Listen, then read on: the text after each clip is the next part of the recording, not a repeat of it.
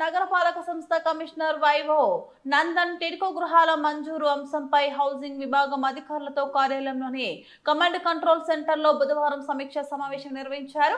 టిడ్కో గృహాలలో నివాసం ఉంటున్న లబ్ధిదారుల సంఖ్య, నూతనంగా నిర్మించిన గృహాలు తదితర అంశాలను అధికారులను అడిగి తెలుసుకున్నారు.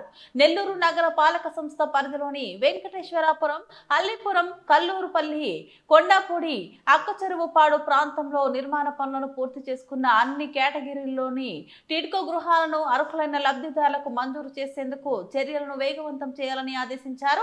నెల్లూరు నగరపాలక సంస్థ పరిధిలోని అర్హులైన లబ్ధిదారులందరికీ 300 చదరపు అడుగుల వైశాల్యం గల టిడ్కో గృహాలను అందించేలా చర్యలు తీసుకోవాలని కమిషనర్ సూచించారు.